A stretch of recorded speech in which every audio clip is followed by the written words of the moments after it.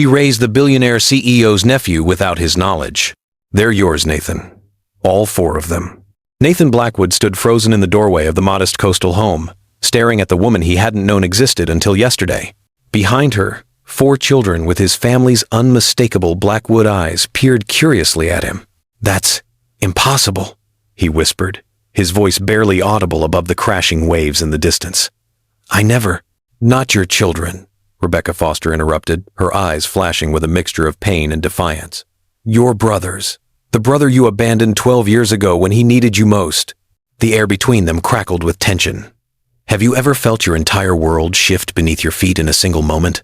That sickening vertigo when everything you thought you knew suddenly dissolves?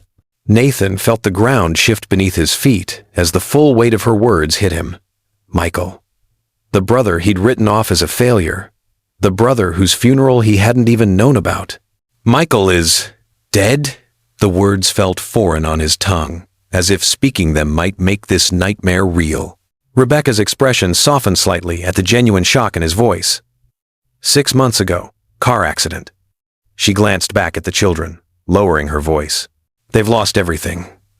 And now you show up in your $1,000 suit and luxury car, thinking you can just walk into their lives? One of the children, a small boy, clutching a dinosaur toy, stepped forward, his Blackwood eyes wide with curiosity. "Are you really our uncle?" he asked, his innocent question cutting through the tension like a knife. What would you do if you discovered a family you never knew existed? How would you handle learning that your last chance to reconcile with someone you loved was gone forever? Stay with me to find out how one man's journey for redemption changes everything. A story that might just change how you think about success, family, and second chances. If you haven't subscribed yet, hit that button now, like this video, share it, and comment below, because missing this story could be a regret you don't want to live with. Nathan Blackwood had everything money could buy. At 42, he had built Blackwood Technologies, from a startup in his garage to a global empire worth billions. His penthouse apartment overlooked Central Park, his face graced the covers of business magazines, and his name appeared regularly on lists of the world's most eligible bachelors. By every measurable standard, Nathan Blackwood was a success. Yet each night, he returned to an empty home. The vast penthouse, with its minimalist design and floor-to-ceiling windows, felt more like a hotel suite than a place where someone actually lived. No photographs adorned the walls.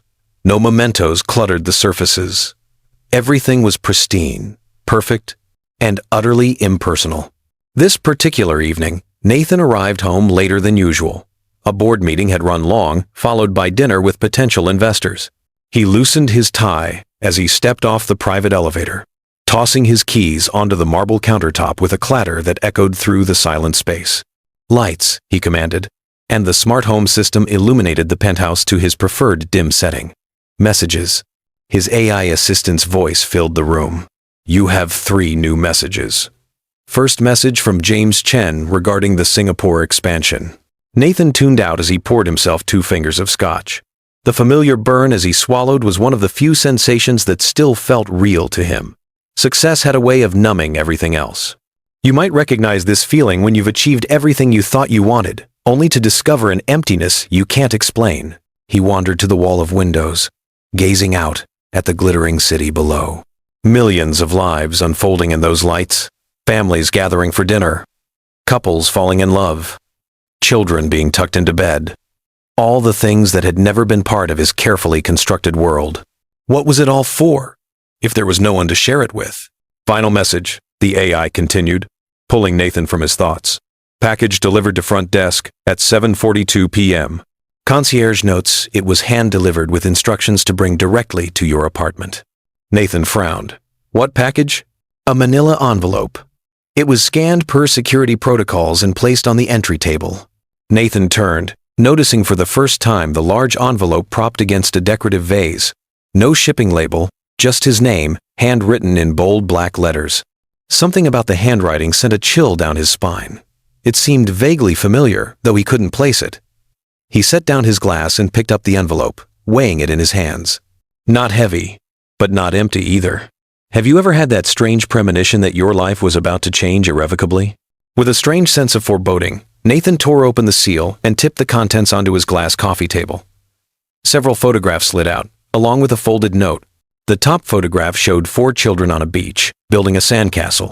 2 boys and 2 girls, ranging from what looked like about 6 to 10 years old. All 4 had the same dark hair and striking Blackwood eyes. Blackwood eyes, his brother's eyes. Nathan's heart began to pound as he flipped through the other photos. The same children, in different settings. Blowing out birthday candles. Opening Christmas presents. Playing in a backyard.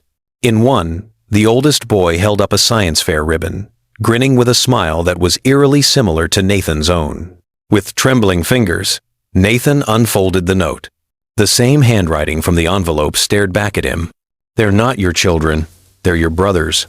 The brother you haven't spoken to in 12 years. Michael is gone now. They have no one left. They deserve to know their uncle.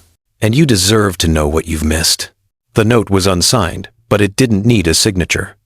Nathan sank onto his sofa. The photographs spread before him like evidence of a life he'd never known existed. 4 children. His nieces and nephews. Family he never knew he had. Michael, his younger brother by 4 years. The last time Nathan had seen him was at their mother's funeral 12 years ago. The argument that followed had been explosive, final. Nathan had been building his company, focused entirely on success, while Michael had been drifting, still trying to find his purpose. When Michael had asked for investment in some half-baked environmental technology idea, Nathan had refused. Harsh words were exchanged. Unforgivable things said. "You're just like Dad," Michael had shouted, his face flushed with anger. "All you care about is money and status. You've forgotten what actually matters. And you're a dreamer who will never amount to anything." Nathan had fired back, the words like poison on his tongue. "I'm done carrying you. Don't call me again unless you've finally grown up."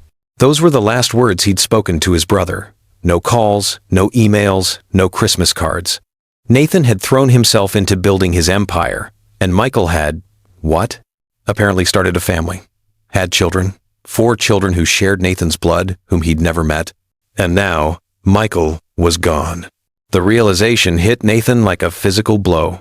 His brother was dead, and he hadn't known, hadn't been there, hadn't had the chance to take back those final, cruel words.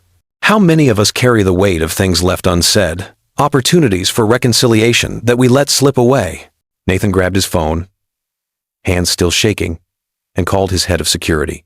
"Davis, I need you to find everything you can about my brother Michael Blackwood. Current address, employment, family status. And I need to know who delivered an envelope to my apartment tonight. Sir, it's nearly midnight. Now, Davis, this is priority 1. Nathan ended the call and returned to the photographs, studying each child's face. The resemblance to the Blackwood family was undeniable. The oldest 2 appeared to be twins, a boy and girl with serious expressions. The younger girl had a mischievous smile that reminded him of Michael as a child. The youngest boy was clutching a stuffed dinosaur, half hiding behind his siblings. 4 children he'd never met. 4 children who had lost their father.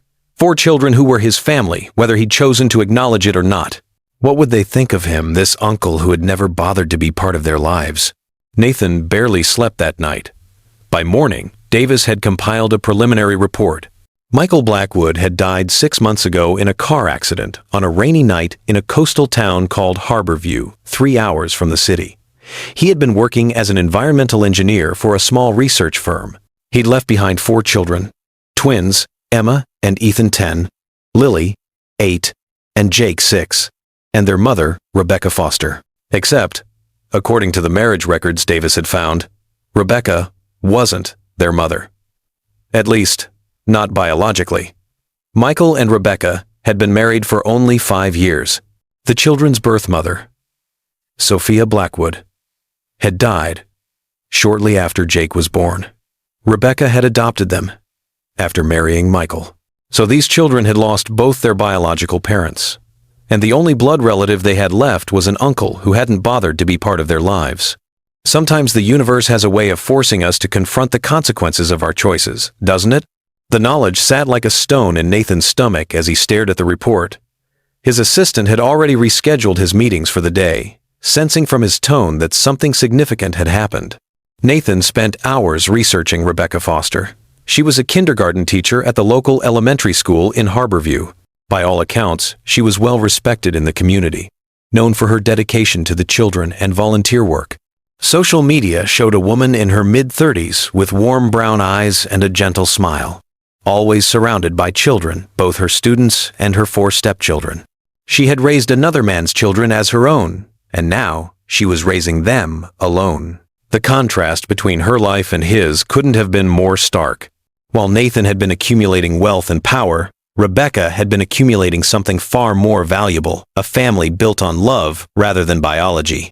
What does that say about the choices we make, the priorities we set for ourselves? As evening approached, Nathan found himself standing at his wall of windows again, watching the sunset paint the city in shades of gold and pink. His empire stretched out before him, gleaming and impressive. Yet for the first time, it felt hollow. His phone rang Davis again. "Sir, we've identified the person who delivered the envelope. It was a woman named Elena Cortez. She's listed as Michael Blackwood's colleague at Eco Solutions Research." "Did you speak with her?" "Yes, sir. She said she promised Michael before he died that she would make sure his children knew their family. All of their family.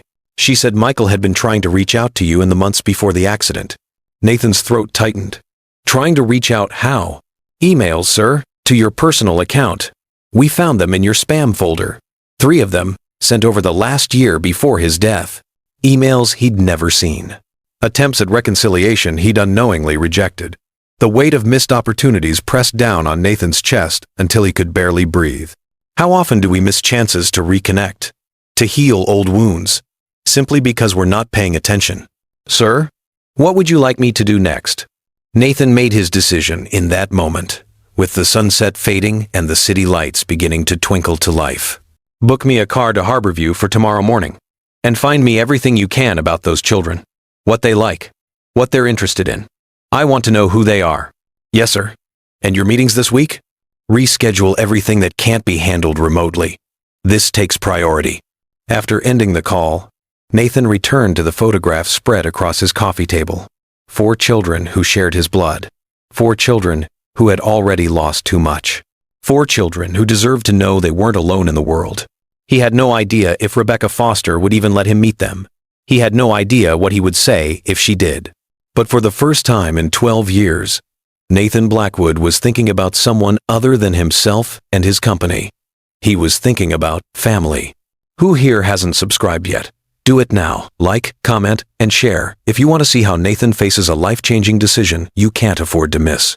Because sometimes, the most important journeys begin with a single difficult step. The coastal road to Harborview wound along cliffs that dropped dramatically to the ocean below. Nathan's sleek black luxury car seemed out of place against the rugged landscape, much as he felt out of place in his designer suit and Italian leather shoes. He had left the city at dawn, driving himself rather than using his usual car service. This felt too personal, too important to delegate. The 3-hour drive had given him time to think, to rehearse what he might say to Rebecca Foster and the children. But no amount of preparation could settle the anxiety churning in his stomach. Have you ever driven toward a confrontation you knew could change everything, your heart pounding with each mile that brings you closer? Harborview revealed itself as he crested a final hill, a picturesque town nestled between the mountains and the sea. Colorful buildings lined the main street. Fishing boats bobbed in the harbor, and children played in a beachfront park. It was the kind of idyllic community that appeared in vacation brochures, worlds away from the concrete and glass of Nathan's everyday existence. Following the GPS directions, Nathan turned onto a tree-lined street of modest homes. He slowed as he approached number 247, a blue 2-story house with white trim and a wraparound porch. A bicycle lay on its side in the front yard. Wind chimes tinkled from the porch ceiling. Flower boxes overflowed, with colorful blooms beneath each window. It looked like a home, a real home, where people lived and loved and built memories together. When was the last time you walked into a space and immediately felt the difference between a house and a home? Nathan parked across the street, his hands gripping the steering wheel so tightly his knuckles turned white. What right did he have to disrupt their lives? What could he possibly offer these children that Rebecca wasn't already providing? Yet the thought of driving away, of never knowing his brother's children, felt impossible. He owed Michael this much, at least, to acknowledge the family his brother had created, to offer whatever support he could. Taking a deep breath, Nathan stepped out of his car and crossed the street. The gravel path crunched beneath his feet as he approached the porch steps. He could hear children's laughter from somewhere inside, the sound both foreign and achingly familiar. Before he could lose his nerve, Nathan climbed the steps and rang the doorbell. The laughter inside immediately quieted, followed by the sound of running feet and a woman's voice calling, "I'll get it." The door swung open, and Nathan found himself face to face with Rebecca Foster. She was prettier in person than in her photographs, with warm brown eyes and chestnut hair pulled back in a casual ponytail. She wore jeans and a simple blue t-shirt, a stark contrast to Nathan's tailored suit. Her welcoming smile froze as she took in the stranger on her doorstep. Something flickered in her eyes, recognition, perhaps, from seeing his face in the media, followed immediately by wariness. "Can I help you?" she asked, her hand tightening on the door frame. "Rebecca Foster?" Nathan's voice sounded strange to his own ears, tight with tension. "Yes. And you are?" He swallowed hard. "My name is Nathan Blackwood. I'm Michael's brother." The color drained from Rebecca's face. For a moment, she seemed unable to speak, her eyes widening with shock and something that looked like anger. The air between them seemed to crackle with unspoken accusations. "Michael's brother," she finally repeated, her voice flat. "The brother who couldn't be bothered to come to his funeral." The accusation stung, all the more because it was justified. "I didn't know," Nathan said quietly. "I only found out yesterday that Michael had died, that he had a family." Rebecca studied him, skepticism evident in her expression. Behind her, a child's voice called out, "Mom, who is it?" She glanced over her shoulder. "Just a minute, Emma." Turning back to Nathan, she lowered her voice. "Why are you here now, after all this time?" "I received some photographs of the children and a note explaining they were Michael's." "Elena," Rebecca murmured, realization dawning. "She always believed you should know them." "May I come in?" Nathan asked. "Just to talk. I'm not here to disrupt your lives. I promise. I need to understand. About Michael. About his children." Rebecca hesitated, conflict clear on her face. Finally, she stepped back, opening the door wider. 10 minutes. That's all. The children don't need to know who you are yet. Not until I decide if you deserve to be in their lives. Nathan nodded, accepting her terms as he stepped into the home his brother had made. The interior was as warm and inviting as the exterior walls painted in soft colors, bookshelves overflowing with well-loved volumes, family photographs everywhere. A stark contrast to his own sterile penthouse. It's strange how a space can reflect so much about the people who inhabit it, isn't it? "Mom?" The same young voice called again, and a girl appeared in the doorway to what looked like a living room. She had long dark hair and those unmistakable Blackwood eyes. One of the twins, Nathan realized. "Emma." "Who's this?" she asked, eyeing Nathan with curiosity. There was something in her direct gaze that reminded him painfully of Michael, that same unflinching assessment that could see right through pretense. Rebecca placed a protective hand on her daughter's shoulder.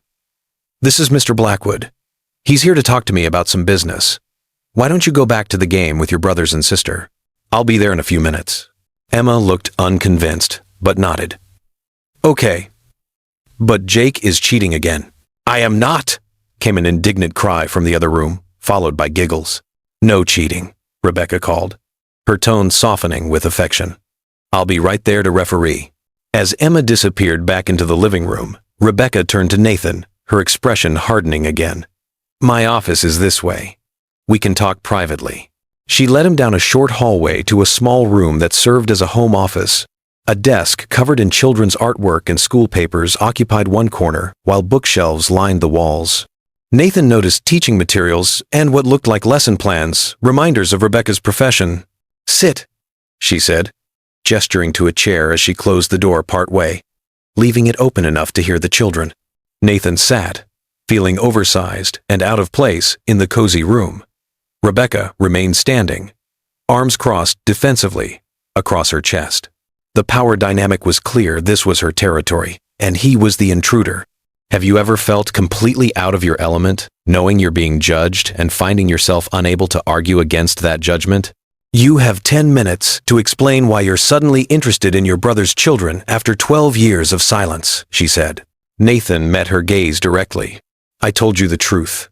I didn't know about them until yesterday. Michael and we had a falling out. After our mother died. Things were said that couldn't be taken back. We didn't speak again. Rebecca's expression remained skeptical. Michael tried to contact you multiple times over the years, especially after Sophia died and the children lost their mother. I never received any messages from him, Nathan said, then hesitated. At least none that I saw. I've since learned he sent emails that went to my spam folder. I never checked it. Too busy building your empire to notice your brother needed you? The bitterness in her voice was palpable, cutting through his carefully constructed defenses. Nathan couldn't deny it. Yes, he admitted simply. I was too focused on my company, on success. I told myself Michael was better off without me, that he needed to stand on his own. I was wrong.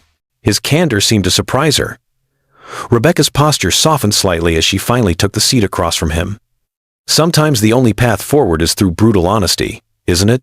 Michael was proud of you, you know, she said quietly. Despite everything, he followed your career, showed the children articles about their brilliant uncle. He never stopped hoping you'd reconcile someday. The revelation hit Nathan like a physical blow. While he had been deliberately forgetting his brother's existence, Michael had been keeping his memory alive for his children. The generosity of spirit this revealed made Nathan's own actions seem even more petty and small. Tell me about them, Nathan said, his voice rough with emotion. Please.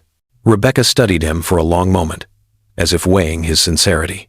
Finally, she reached for a framed photograph on her desk and handed it to him. Emma and Ethan are the twins. They're 10 now. Emma is our scientist, always experimenting, asking questions. She's at the top of her class in math and science.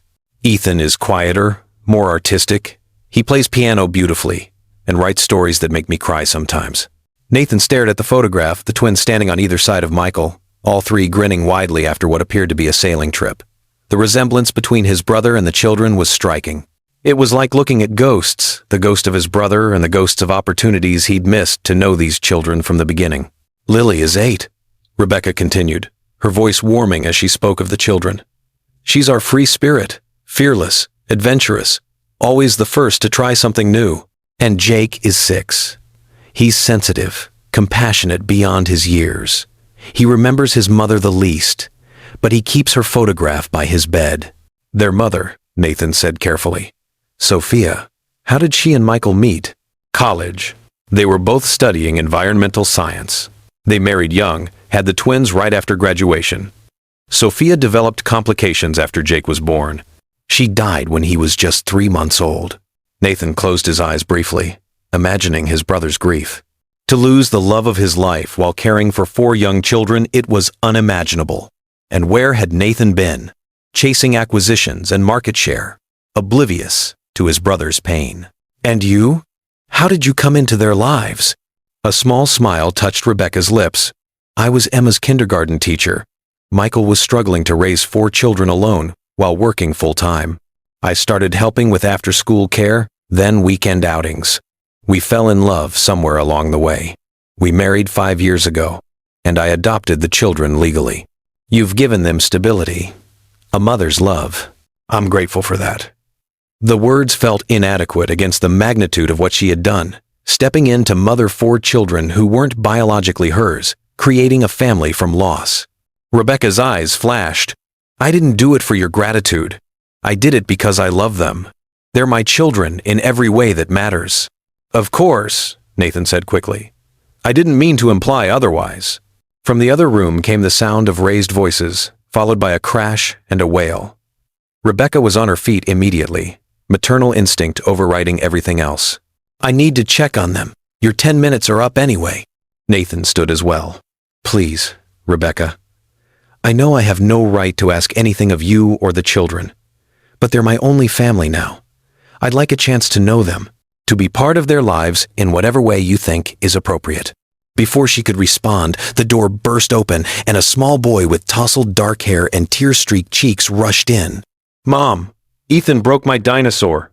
He stopped short at the sight of Nathan, his blackwood eyes so like Michael's, widening with curiosity despite his distress. Who are you? Rebecca knelt beside him, gently wiping his tears.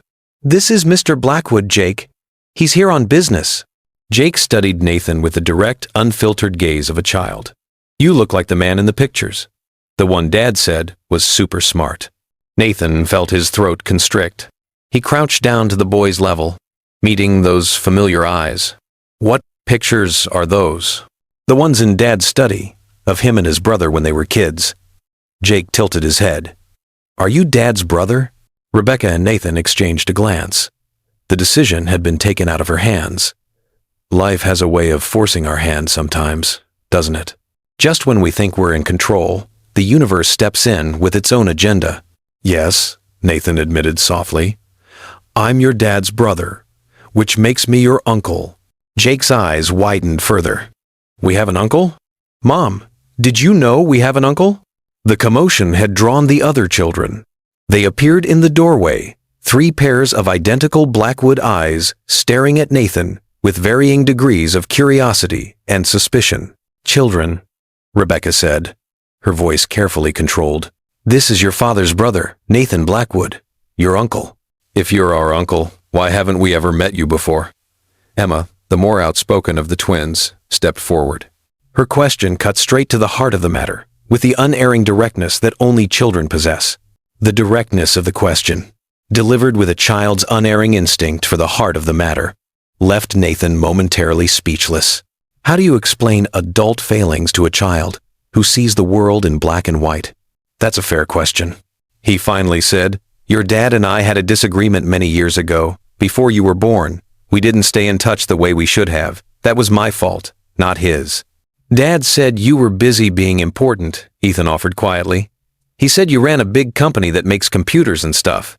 Nathan nodded, surprised again by how present he had been in these children's lives despite his physical absence. That's right, but no matter how busy someone is, family should come first. I forgot that for a while. Lily, the 8-year-old, pushed her way forward. Are you rich? Dad said you lived in a fancy apartment in the city. Lily, Rebecca admonished gently. That's not a polite question. It's okay, Nathan assured her. Yes, I suppose I am rich, by most standards. I do live in the city, in an apartment that's probably too big for one person. Do you have kids? Jake asked, his earlier tears forgotten in the excitement of discovering a new relative. No, Nathan replied, a pang of something like regret surprising him. I never married, never had children. That's sad, Jake declared with a child's blunt honesty. Everyone should have a family. The simple statement hit Nathan with unexpected force. Everyone should have a family. He had convinced himself he didn't need one, that success and achievement were enough. Looking at these 4 children, his family, his blood, he suddenly understood how empty that belief had been. How many of us build walls around ourselves, calling it independence, when really it's just fear of vulnerability? Rebecca cleared her throat. Children! Mr. Blackwood, your uncle was just leaving. He has a long drive back to the city. 4 disappointed faces turned to her. But he just got here, Lily protested. And we have questions, Emma added. Like, does he know how to sail like Dad did? And has he been to other countries? And another time, perhaps, Rebecca interrupted, giving Nathan a look he couldn't quite interpret. If your uncle is interested in getting to know you better, we can arrange a proper visit. Nathan recognized the olive branch for what it was. I would like that very much, he said, looking at each child in turn. If it's all right with your mother, I'd love to come back and answer all your questions. And maybe ask some of my own. Rebecca nodded slightly, acknowledging his acceptance of her authority in the children's lives. We'll see. For now, children, please go back to the living room while I walk Mr. Blackwood out. The children reluctantly obeyed, though not without backward glances and whispered conversations. Jake, the youngest, gave Nathan a small wave before disappearing down the hall. At the front door, Rebecca turned to Nathan, her expression guarded, but no longer openly hostile. This doesn't mean I've decided anything. The children have been through enough loss. I won't let them be hurt again. I understand, Nathan said. I don't want to disrupt their lives or undermine your role as their mother. But I'd like a chance to be the uncle they deserve, to be part of their lives in whatever way you think is best. Why now? Rebecca asked, the question that had clearly been bothering her from the start. Is it guilt? Curiosity? Some kind of midlife crisis? Nathan considered the question seriously. All of those things, perhaps. But mostly, I think I'm finally realizing what Michael knew all along, that success means nothing if you have no one to share it with. Rebecca studied him for a long moment. I'll think about it, for the children's sake, not yours. They deserve to know their father's family, assuming that family is committed to being in their lives consistently.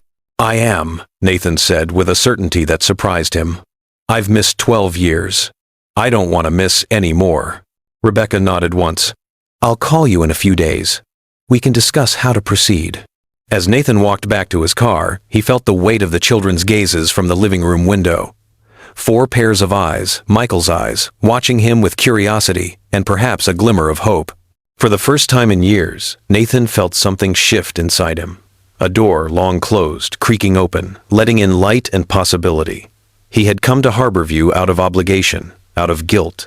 He was leaving with something he hadn't expected, the desire to be part of a family again. Isn't it strange how sometimes what we think we're looking for isn't what we actually need? If you haven't subscribed yet, do it now. Like this video, comment below your thoughts, and share it. Don't let yourself miss the emotional moments ahead as Nathan navigates the unfamiliar territory of family, forgiveness, and finding what truly matters. The drive back to the city gave Nathan time to process the whirlwind of emotions the brief meeting had stirred. The children's faces stayed with him, their curious eyes, their direct questions, their unguarded reactions, so different from the calculated, often manipulative interactions that filled his corporate life. Back in his penthouse, the space felt even more sterile and empty than before. Nathan wandered from room to room, seeing it through new eyes, the eyes of children who might someday visit. There was nothing here that would interest them. Nothing that spoke of family or connection or joy. Just expensive furniture, abstract art, and technology, the trappings of success without the warmth of meaning. His phone rang. James Chen, his COO, calling about the Singapore expansion that Nathan had all but forgotten in the chaos of the past 2 days. Nathan, the board is getting nervous about your absence, James said without preamble. The Westridge deal needs your sign-off, and the Singapore team is waiting for direction on the new facility. I'll review the Westridge contracts tonight, Nathan promised, and set up a video call with Singapore for tomorrow morning. Is everything all right? James asked, concern evident in his voice. This isn't like you, disappearing without explanation. Nathan hesitated. James was the closest thing he had to a friend, though their relationship had always remained primarily professional. How do you begin to explain a life-changing revelation to someone who's only ever known one version of you? I found out my brother died 6 months ago, he finally said, and that he left behind 4 children I never knew existed. There was a moment of stunned silence on the other end of the line. Nathan, I'm sorry. I didn't even know you had a brother. Few people did. We were estranged for years. The admission felt like pulling off a bandage, painful but necessary. I've just met his children and their stepmother. They live in a coastal town called Harborview. What are you going to do? It was the question Nathan had been asking himself all the way back to the city. I don't know yet, but I want to be part of their lives somehow. They're my family, the only family I have left. I understand, James said, and Nathan believed he did. James had a wife and 3 children of his own, a family life he had always kept carefully separate from work. Take whatever time you need. I can handle things here. After ending the call, Nathan found himself drawn to a storage closet he rarely opened. Inside were boxes of items from his childhood home, things he'd never bothered to sort through after his mother's death. He pulled out a dusty photo album and carried it to the living room. The album contained photographs from a life that felt like it belonged to someone else. Nathan and Michael as children, building sandcastles on family vacations, opening Christmas presents, riding bikes in the park. Their parents, young and smiling, before their father's ambition had driven a wedge through the family. The same pattern Nathan had unconsciously repeated with his brother. We often recreate the very dynamics we swore to avoid, don't we? One photograph in particular caught his attention. Nathan at about 12, with 8-year-old Michael on his shoulders, both laughing at something now forgotten.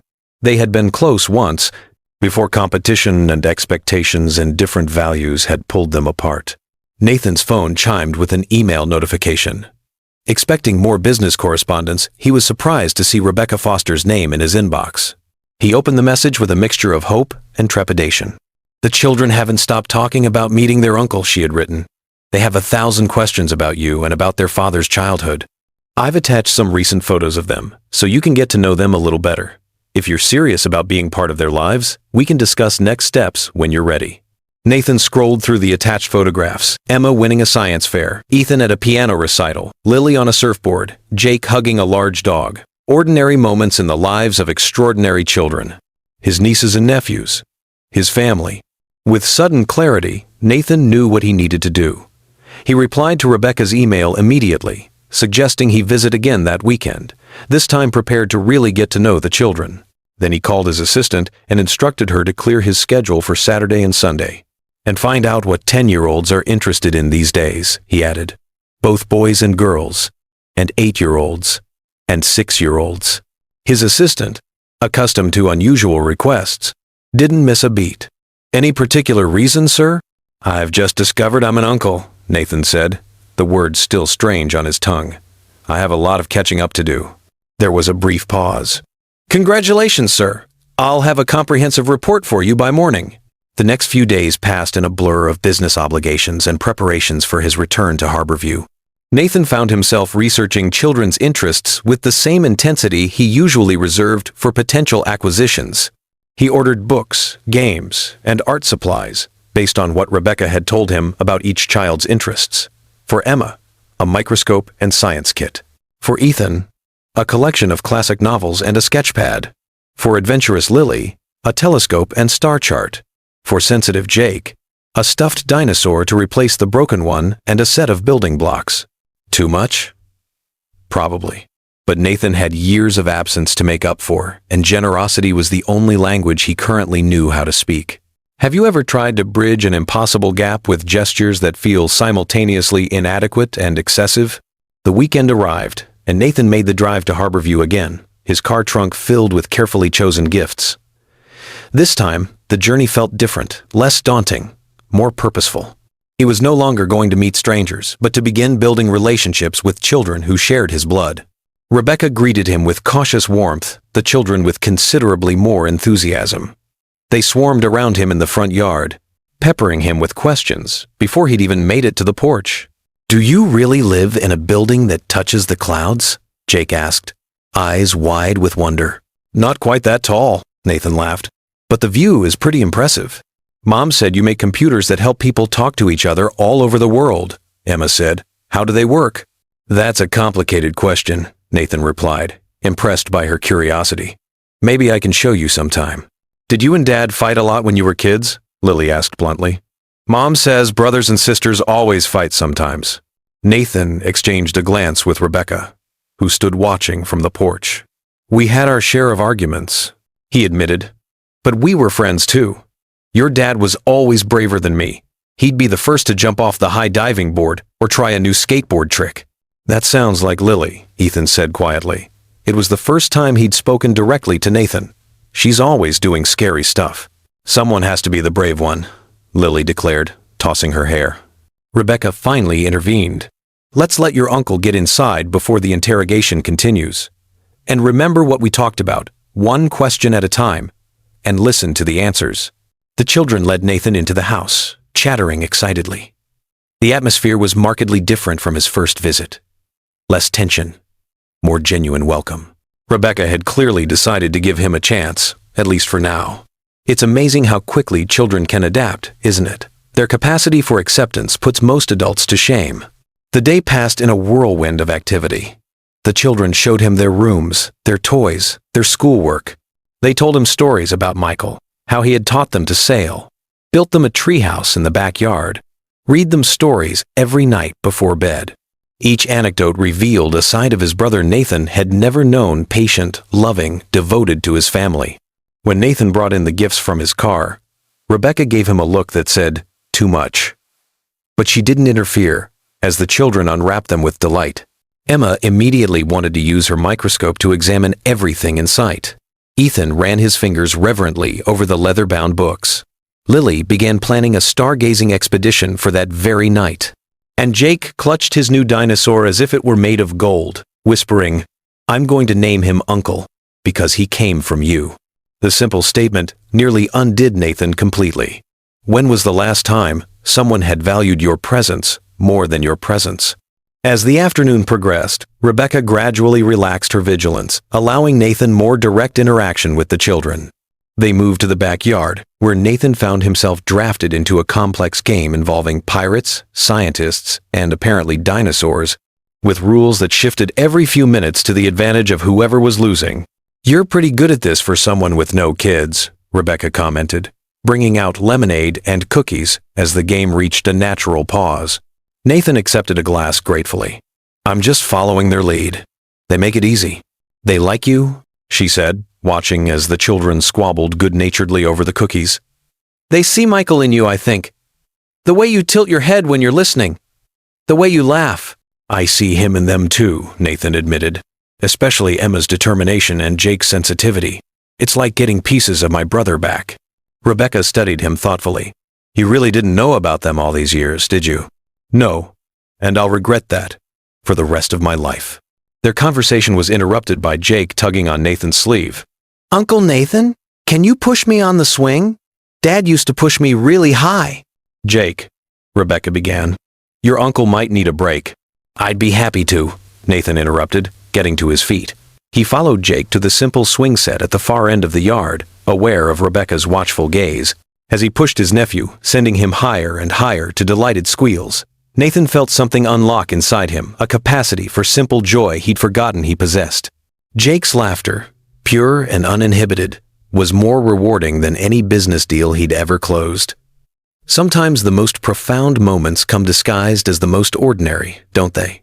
"Higher, Uncle Nathan! I want to touch the sky." "Hold on tight then," Nathan warned, giving a stronger push. "I'm not scared," Jake called back.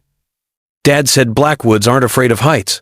The family saying, one Nathan hadn't heard in years, caught him off guard. Their father had always said it, when encouraging them to climb trees or dive into lakes. Michael had remembered, had passed it on to his children. What else had Michael preserved? What other pieces of their shared history lived on in these children? By evening, Nathan had been thoroughly integrated into the family's routine. He helped prepare dinner, listening as the children recounted their week at school. He assisted with homework, discovering that Emma's scientific mind worked much like his own, while Ethan's creative approach reminded him of Michael's lateral thinking. After the younger children were in bed, Emma, exercising the privilege of being oldest, was allowed to stay up a little longer. She sat at the kitchen table with Nathan and Rebecca, her new microscope forgotten as she fixed Nathan with a serious gaze. "Mom said you and Dad didn't talk for a long time before he died," she said without preamble. Nathan glanced at Rebecca, who nodded slightly, giving permission for the conversation. "That's true," he acknowledged. "We had different ideas about what was important in life, and we were both too stubborn to compromise." "Dad wasn't stubborn," Emma protested. Nathan smiled gently. "He could be, about things that mattered to him, like protecting the environment and taking care of people he loved. Those were good things to be stubborn about." Emma considered this. "He tried to call you when our first mom died. I remember because he was crying, and Dad never cried." The revelation pierced Nathan's heart. "I wish I had known. I would have come." "Would you?" Emma challenged, her blackwood eyes so like Michael's searching his face. "Even though you were busy with your company?" "Yes," Nathan said with absolute certainty. "Family should come first. I forgot that for a while, but I know it now." Emma nodded, apparently satisfied. "Dad kept a box of stuff about you, newspaper articles and things. He said you were brilliant, but lonely. Are you lonely, Uncle Nathan?" The directness of the question, delivered with a child's unerring instinct for truth, left Nathan momentarily speechless. Rebecca started to intervene, but he held up a hand. How often do we avoid the questions that matter most because they make us uncomfortable? "It's a fair question," he told her before turning back to Emma. "Yes, I think I have been lonely, though I didn't always recognize it. Success doesn't mean much if you don't have people to share it with." "You can share with us now," Emma said simply. "That's what families do." Later, as Nathan prepared to leave, Rebecca walked him to his car. The night was clear, stars brilliant above the quiet town in a way they never were in the city. "Thank you," Nathan said quietly. "For today, for giving me a chance with them." Rebecca leaned against the porch railing, arms crossed against the evening chill. They needed this, to know they have family beyond me, to connect with their father's side. "And you? What do you need, Rebecca?" She seemed surprised by the question. "No one asks me that much anymore," she said with a small smile. "I need them to be happy, to feel secure, to know they're loved unconditionally." "They are," Nathan assured her. "By you. And now, by me too, if you'll let me be part of their lives." "I'm beginning to think that might be good for everyone," she admitted. "But Nathan, this can't be a novelty that wears off when the reality of 4 children and their complicated lives becomes inconvenient. They've lost too much already." "I understand," he said solemnly. "I'm in this for the long haul, Rebecca. Whatever that looks like, however you think I can best support them." She studied him in the porch light, as if trying to read his sincerity. "We'll take it one step at a time. Maybe you could come for dinner next weekend? And perhaps sometime they could visit you in the city.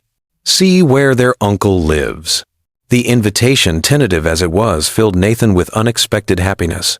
"I'd like that very much." As he drove back to the city that night, the emptiness of his penthouse apartment loomed in his mind. For the first time, he saw it clearly for what it was, not an achievement, but a symbol of his isolation. The thought of those bright, curious children visiting the sterile space was almost laughable. There was nothing there for them, nothing that spoke of family or connection or joy. That would have to change. Everything would have to change. How many of us need an outside perspective to truly see the emptiness we've been living with? If you haven't subscribed yet, do it now. Like this video, comment below your thoughts, and share it. Don't let yourself miss the emotional moments ahead, as Nathan discovers that opening his heart to family might be the biggest risk and greatest reward of his life. Over the next few weeks, Nathan fell into a new rhythm. Weekdays were devoted to his company, weekends to Harborview and the children. He found himself counting the days between visits, storing up stories and observations to share with them. During one such visit, as Nathan helped Jake build an elaborate fort in the backyard, Rebecca approached with a thoughtful expression. "The children have been asking when they can see where you live," she said. "I think they're ready for a visit to the city, if your offer still stands." Nathan straightened, brushing dirt from his knees, designer pants he no longer thought twice about ruining during play. "Of course, whenever you think is best. Next weekend? Just a day trip to start, to see how they handle it." "Perfect," Nathan agreed, already mentally rearranging his schedule. "I'll make sure everything is ready for them." The week that followed was a flurry of activity, as Nathan transformed his penthouse from a showcase of wealth into a space where children would feel welcome. He converted one of the spare bedrooms into a playroom, filling it with age-appropriate games, books, and activities. He replaced valuable art pieces with family photographs, both new ones of the children and old ones he'd unearthed of himself and Michael as boys. His executive assistant, who had been watching these changes with barely concealed curiosity, finally commented as Nathan personally hung a child's drawing in his office. "You seem different lately," she observed. "Happier." Nathan considered this as he adjusted the frame. "I am," he realized. "For the first time in years, I'm building something that matters more than stock prices or market share." The day of the visit arrived, and Nathan found himself uncharacteristically nervous as he waited in his building's lobby. When Rebecca's modest SUV pulled up outside, he hurried to meet them, helping the children navigate the busy sidewalk.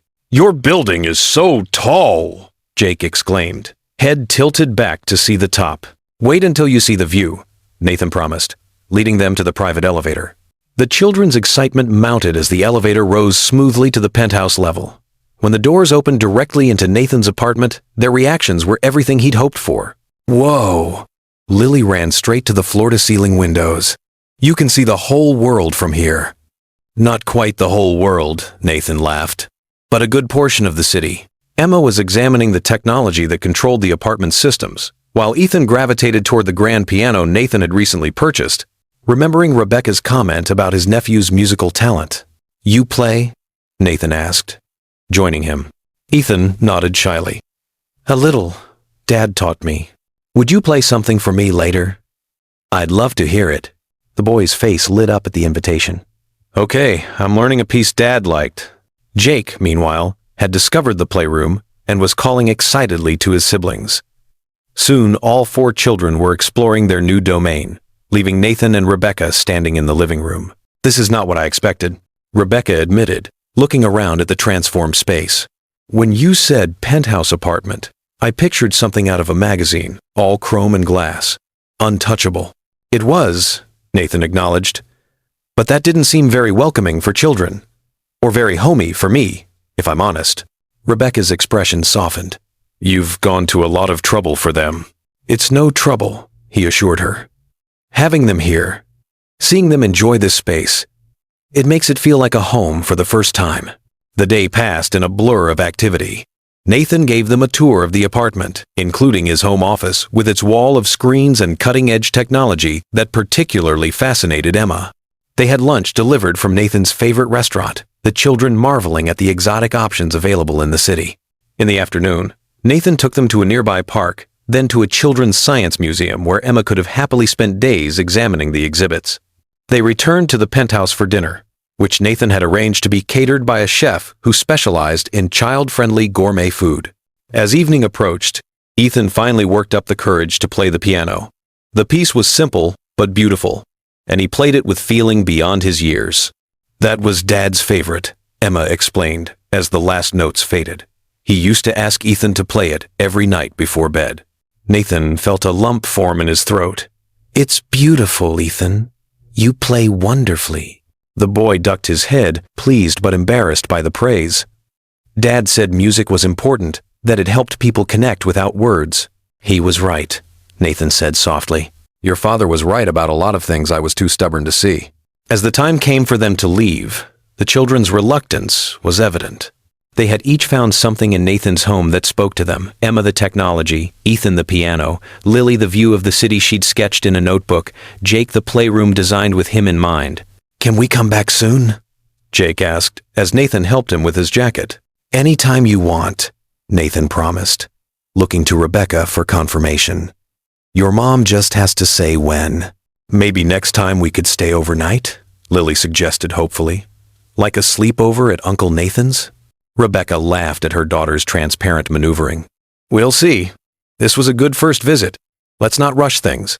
As they prepared to leave, Nathan pulled Rebecca aside. There's something I wanted to ask you about. Something I found while going through some old files. He handed her a folder containing documents his legal team had uncovered during their research into Michael's affairs.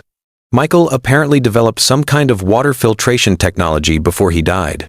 The patent application was in process but never completed. I think it might be valuable both commercially and environmentally. Rebecca took the folder, surprise evident on her face. He was working on something he was excited about, but I didn't understand the technical details. He said it could help provide clean water to communities that needed it. That sounds like Michael, Nathan said with a sad smile, always thinking about how to help others. I'd like to have my team look into completing the patent process. Any proceeds would go to the children, of course. I'll need to think about it, Rebecca said, tucking the folder into her bag. Michael was very particular about how his work was used, but thank you for bringing this to my attention. As Nathan watched their car pull away from the curb, the penthouse behind him felt suddenly empty despite its new child-friendly additions. The silence was deafening, after a day filled with laughter and questions and the boundless energy of children. For the first time, he truly understood what he had been missing all these years, not just family in the abstract, but the specific joy of these 4 remarkable children, his brother's legacy, his own second chance.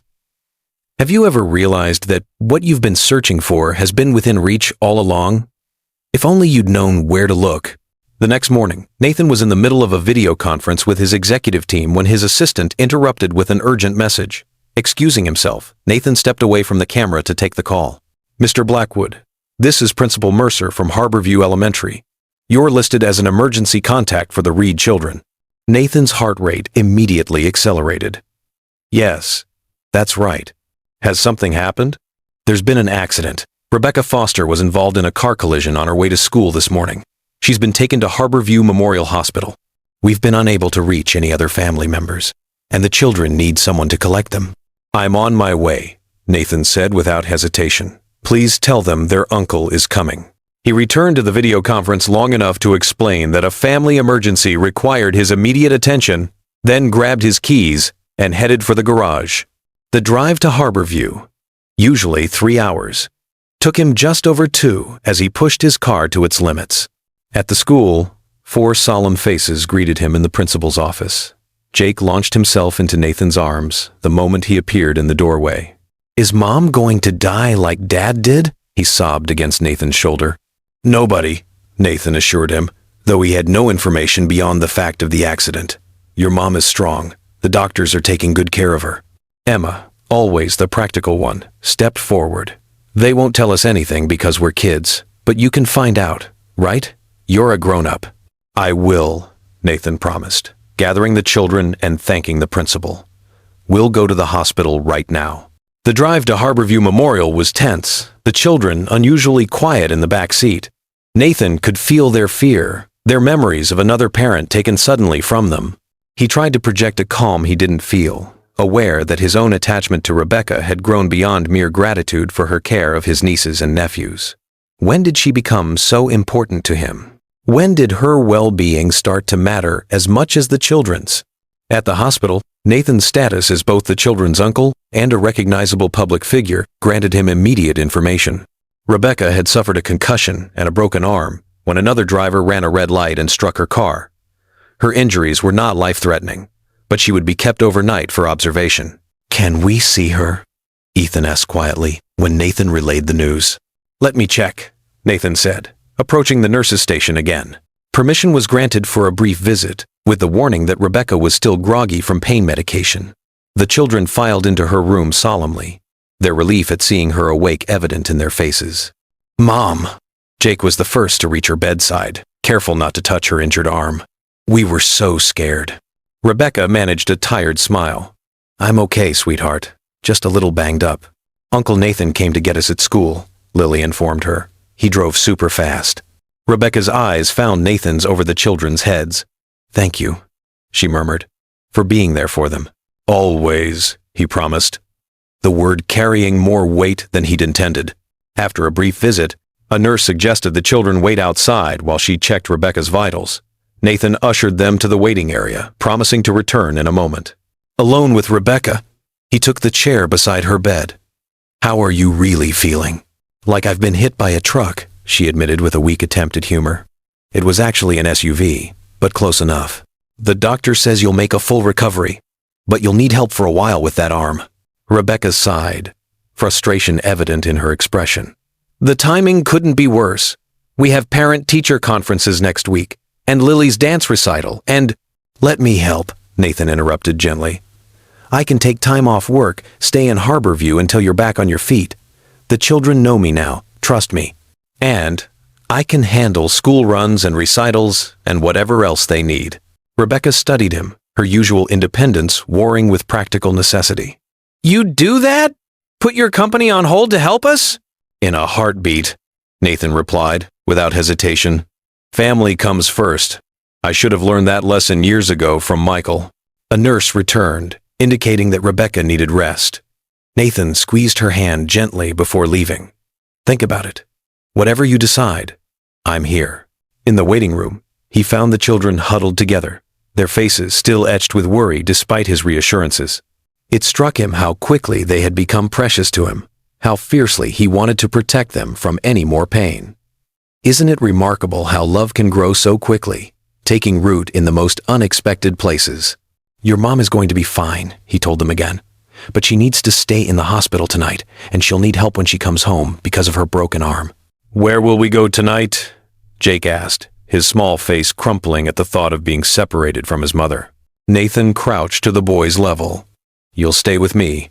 I've already spoken to the hospital social worker, and since I'm your uncle and your mom has added me as an emergency contact, you can stay with me until she's released." "At your apartment in the city?" Lily asked, perking up slightly. "No, here in Harborview.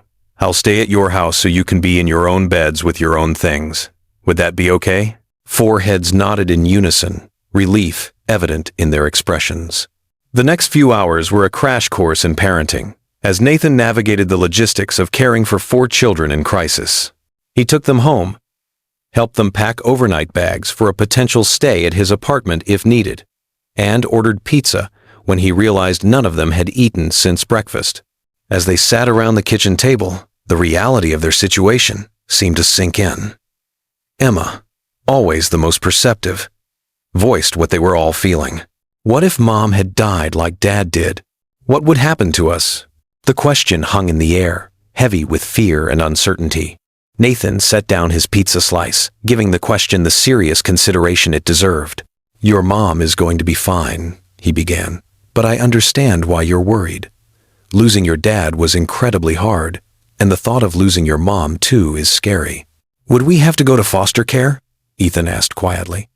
"A kid at school had to go to foster care when his mom got sick." "No," Nathan said firmly. "Absolutely not. You have me now.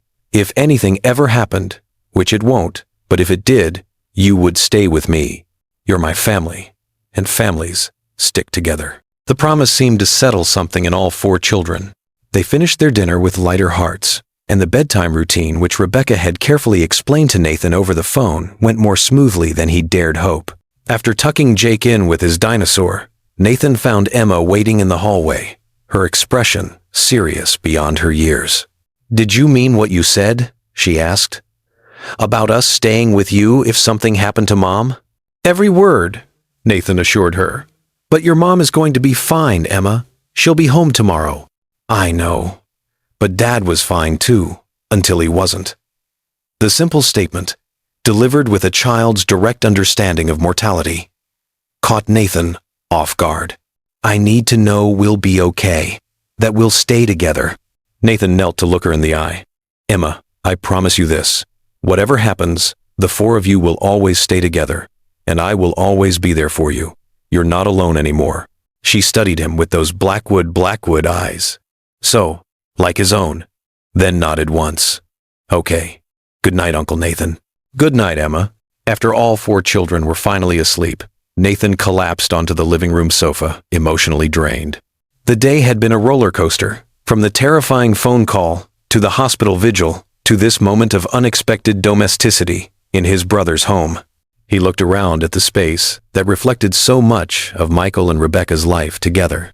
Family photos on the walls, children's artwork displayed proudly, books and toys, and the everyday detritus of a busy family, so different from his own sterile apartment.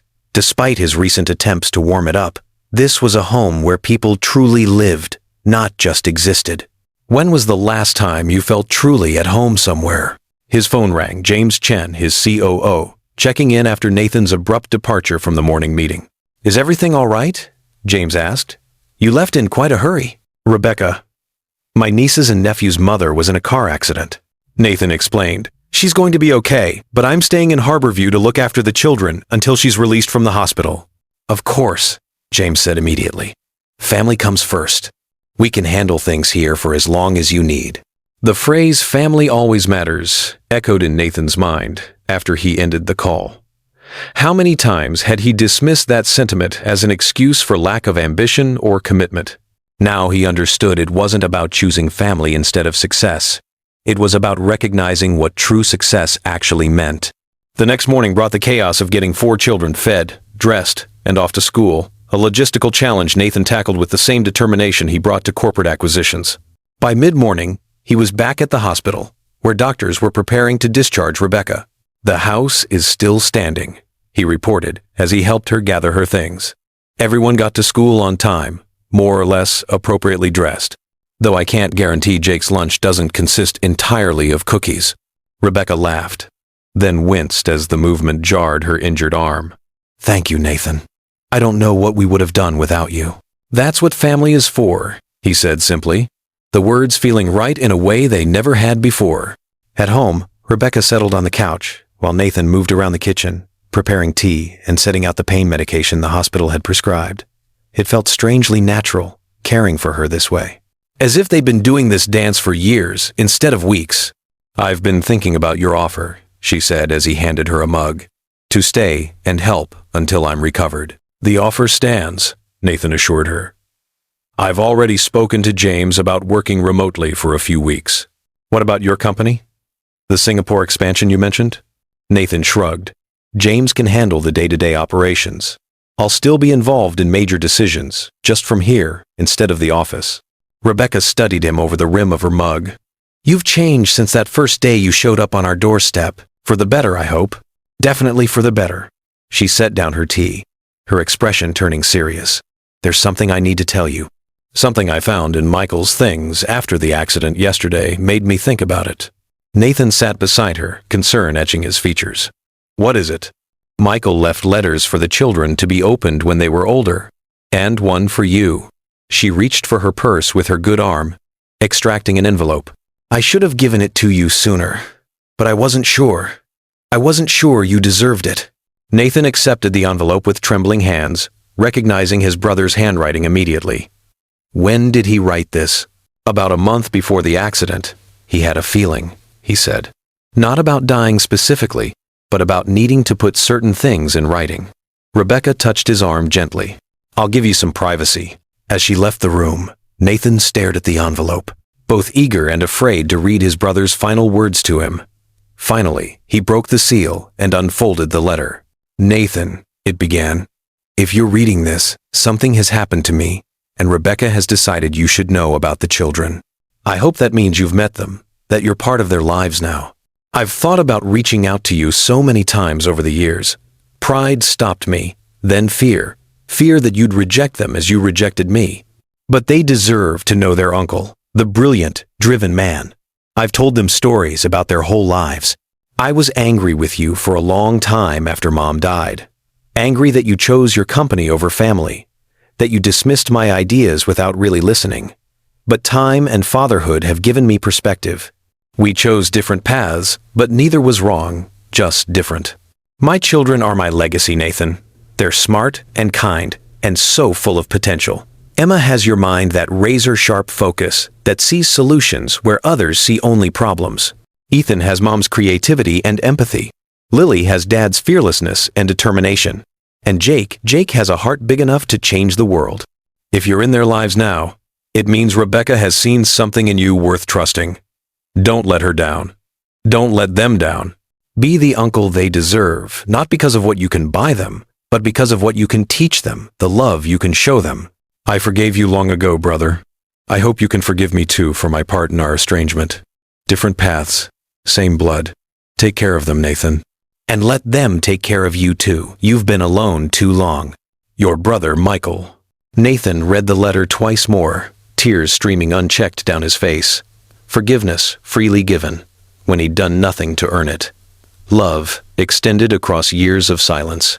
A brother who had never stopped caring, even when Nathan had tried his best to forget. How many of us carry grudges that the other person has long since released? Rebecca found him there, letter clutched in his hands, face wet with tears. Without a word, she sat beside him, her good arm around his shoulders, as he grieved for his brother, truly grieved for the first time since learning of Michael's death. He forgave me, Nathan finally managed. After everything, he forgave me. That was Michael, Rebecca said softly. He believed in second chances, in redemption. Nathan wiped his eyes, composing himself. I don't deserve his forgiveness, or yours, or the children's trust, but I'm going to spend the rest of my life trying to earn it. Rebecca's expression softened. You already are, Nathan. Every time you show up for them, every time you put their needs first, you're honoring Michael's memory and building your own relationship with them. The sound of the school bus stopping outside interrupted their conversation. Moments later, the front door burst open and 4 children tumbled in, their voices raised in excitement until they saw their mother on the couch. Mom! Jake was the first to reach her, carefully hugging her uninjured side. You're home. I am, Rebecca confirmed, smiling despite her obvious discomfort. And I'm going to be just fine. The other children gathered around, each wanting reassurance that their mother was truly okay. Nathan stood back, watching the family reunion with a full heart. This was what mattered, these connections, this love, this belonging. How had he lived so long without understanding this simple truth? Emma noticed the letter still in his hand, recognition dawning in her eyes. Is that from Dad? Did Mom give you your letter? Nathan nodded, surprised. You knew about it? We all have one, she explained. For when we're older. Dad said sometimes people need to write down the important things, just in case. Your dad was very wise, Nathan said, carefully folding the letter and returning it to its envelope. And he loved you all very much. He loved you too, Emma said with the certainty of a child. He told us stories about when you were kids, about how you built a rocket together and it exploded in Grandma's garden. Nathan laughed, the memory suddenly vivid. I'd forgotten about that. Your grandmother was furious her prize roses were covered in baking soda and vinegar. Tell us more stories about Dad, Lily requested, settling on the floor at his feet. From when you were little. And so Nathan did, sharing memories long buried, bringing Michael back to life through stories of their childhood adventures and misadventures. The children listened raptly, occasionally interjecting with their own memories of their father, creating a tapestry of shared history that bridged the years of separation. As evening fell, and the children reluctantly headed to bed, Nathan found himself alone with Rebecca again. I should go, he said, though the thought of returning to his empty apartment held no appeal. You need rest. Stay, Rebecca said simply. The guest room is made up, and the children will want you here in the morning. Besides, I'm not exactly self-sufficient at the moment. She gestured to her cast with a rueful smile. If you're sure. I'm sure, she confirmed. The children need stability right now, and having you here, it helps. The admission seemed to cost her something, perhaps a bit of the fierce independence she'd cultivated as a single mother. Nathan recognized the gift she was offering. Trust, inclusion, the chance to be truly part of this family. How often do we miss the significance of small invitations that could change everything? Then I'll stay, he said, as long as you need me. If you haven't subscribed yet, hit that button now, like, comment, and share this video. You don't want to miss seeing how Nathan makes the hardest choice of his life as he balances his corporate responsibilities with his newfound family. The weeks that followed established a new normal for Nathan and the Reed family. He divided his time between Harborview and the city, handling his corporate responsibilities remotely while helping Rebecca during her recovery.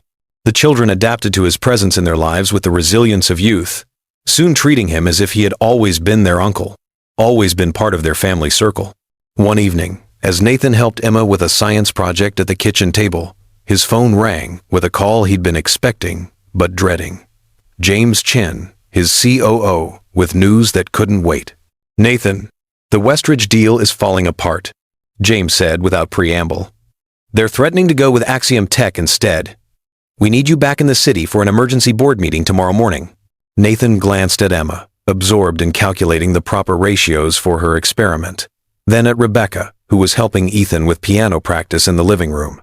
The thought of leaving, even temporarily, created a physical ache in his chest. When did these people become so essential to his happiness? I'll be there, he promised, ending the call.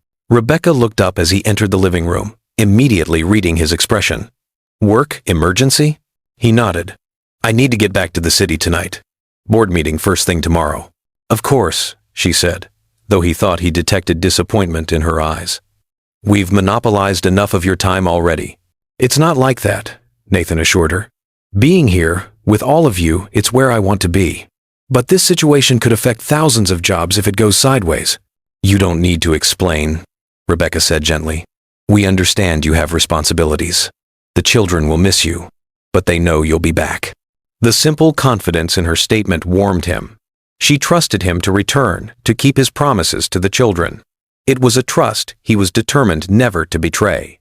Saying goodbye to the children was harder than he'd anticipated.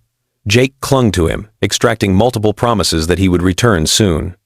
Lily made him swear to call every night. Ethan, quieter but no less affected, asked if Nathan would still be back for his piano recital the following week. Wild horses couldn't keep me away, Nathan assured him. Emma, practical as always, simply handed him a list of supplies she needed for her science fair project. In case you have time to pick these up in the city, she explained. They don't have everything at the Harborview hardware store. Nathan carefully folded the list and tucked it into his wallet. Consider it done. The drive back to the city gave him time to shift mental gears, to prepare for the corporate battlefield that awaited him. By the time he reached his penthouse, Nathan Blackwood, Billionaire CEO, had fully re-emerged, focused, strategic, ready to protect what he'd built. Yet something had changed. The penthouse, once his sanctuary, now felt empty. The silence, once peaceful, now seemed oppressive. The pristine surfaces, once satisfying, now felt sterile. He missed the chaos of the Reed household, Jake's dinosaur toys scattered across the floor, Lily's art projects covering every available surface, Emma's science experiments taking over the kitchen table, Ethan's music filling the air. He missed Rebecca's quiet strength, her gentle humor, her unwavering dedication to the children. Have you ever returned to a place that was once home, only to find it no longer fits who you've become? The board meeting the next morning was as contentious as James had warned. Westridge Technologies, a key acquisition target, was wavering in their commitment, tempted by a competing offer from Axiom Tech, Blackwood's chief rival. "They're demanding to speak with you directly," James explained as they prepared for a video call with Westridge's CEO. "They say they need reassurance about the direction of the company." Nathan straightened his tie, a familiar calm settling over him. This was his arena, where he had always excelled. "Let's give them that reassurance." The call connected, revealing Howard Westridge, founder and CEO of the company that bore his name. "Nathan, good to finally speak with you. We were beginning to wonder if you were still involved in day-to-day operations." The subtle dig didn't escape Nathan's notice. "Family emergency," he said smoothly. "But I assure you, Blackwood Technologies remains my top priority." "Family?" Howard raised an eyebrow. "I wasn't aware you had one. All the profiles I've read describe you as the quintessential bachelor, married to his company." "Things change," Nathan replied, unwilling to elaborate. "Now, I understand you have concerns about our offer?" The conversation that followed was a delicate dance of negotiation, with Howard probing for weaknesses and Nathan parrying each thrust with practiced skill. By the end of the call, Westridge seemed reassured, agreeing to continue exclusive talks with Blackwood, rather than entertaining Axiom's offer. As the video link disconnected, the board members broke into relieved conversation. James clapped Nathan on the shoulder. "That's why you're the CEO. No one else could have salvaged that situation." Nathan accepted the praise with a nod, but his thoughts were already drifting back to Harborview. He'd promised to call the children before bedtime, and he still needed to find the specialized components for Emma's science project. As the meeting broke up, Nathan was approached by Victor Chambers, one of his oldest board members and a significant shareholder. "A word, Nathan?" Victor gestured toward a quiet corner of the conference room. Nathan followed, already anticipating the conversation. Victor had been his father's friend and had supported Nathan from the beginning of his career. He was also notoriously traditional in his views on business leadership. "You handled Westridge masterfully," Victor began. "But there's concern among some board members about your recent absences." "A family situation required my attention," Nathan replied evenly. "It's being handled." Victor's expression remained skeptical. "This sudden family focus, it's out of character. There are rumors you've been spending time in some coastal town, playing house with a woman and her children." The characterization made Nathan's jaw tighten. "Those children are my brothers, my family. And yes, I've been helping them through a difficult time." "Admirable," Victor conceded.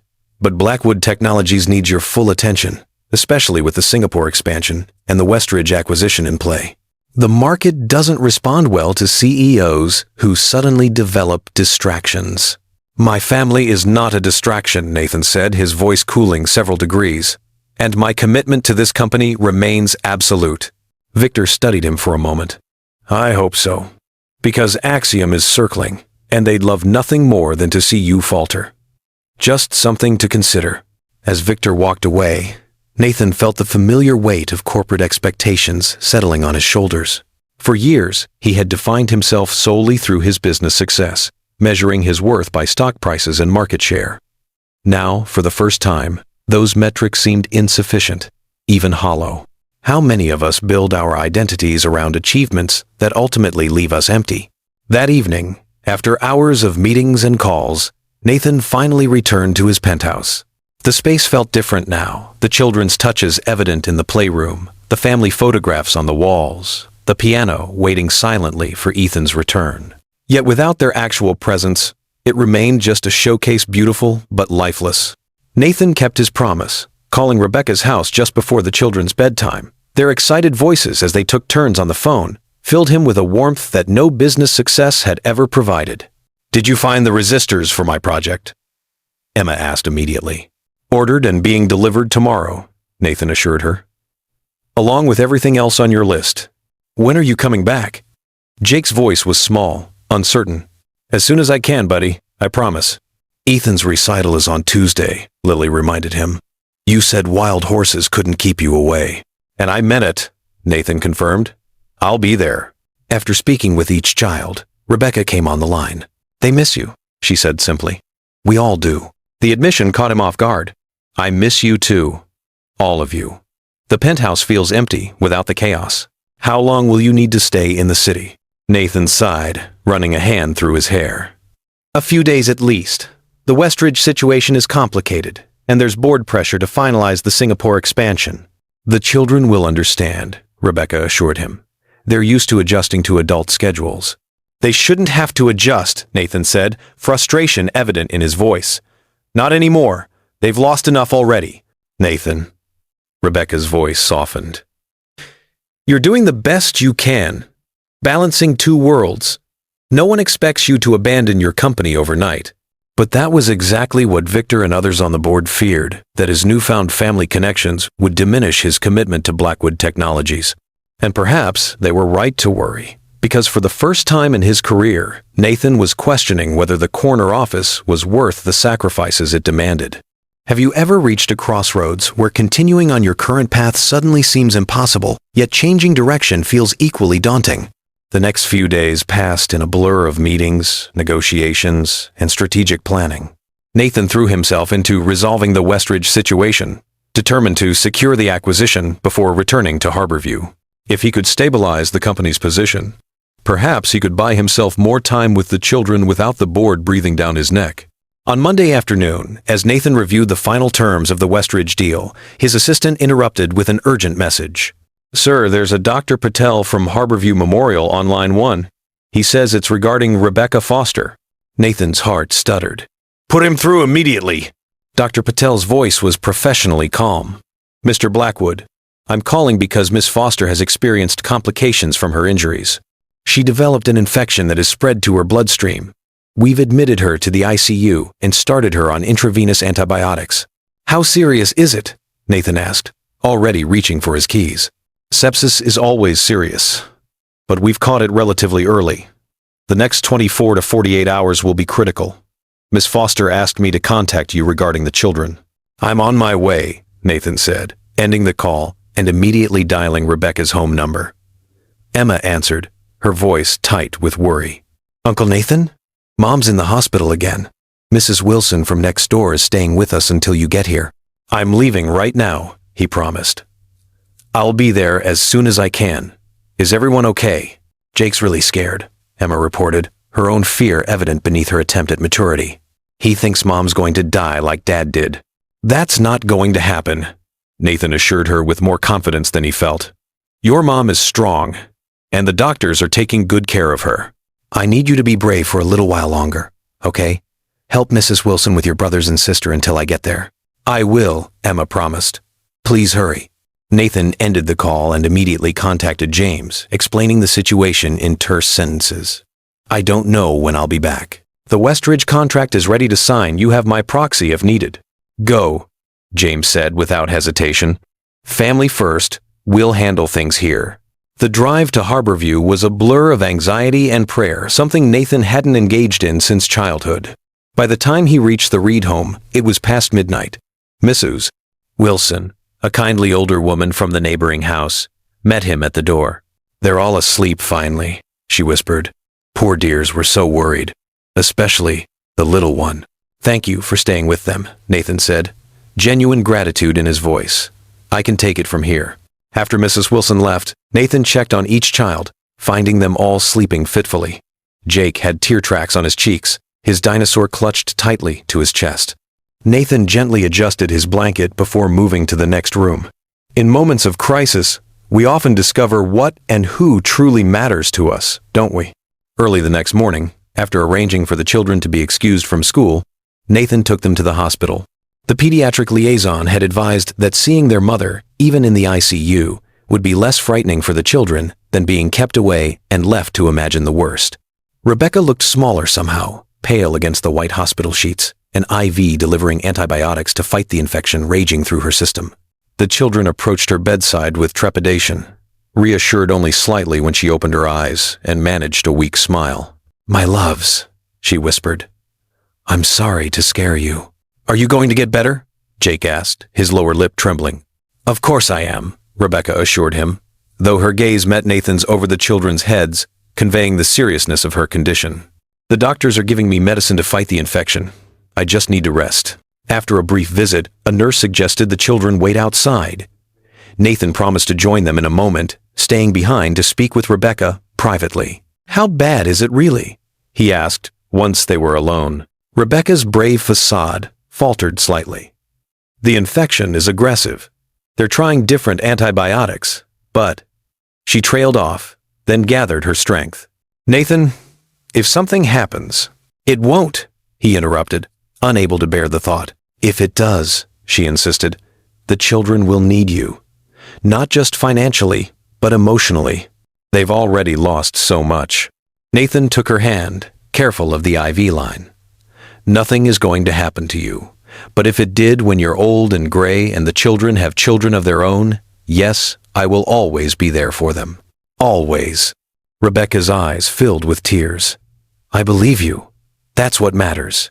The next 48 hours were among the most harrowing of Nathan's life. He divided his time between the hospital and the Reed home, caring for the children while monitoring Rebecca's condition.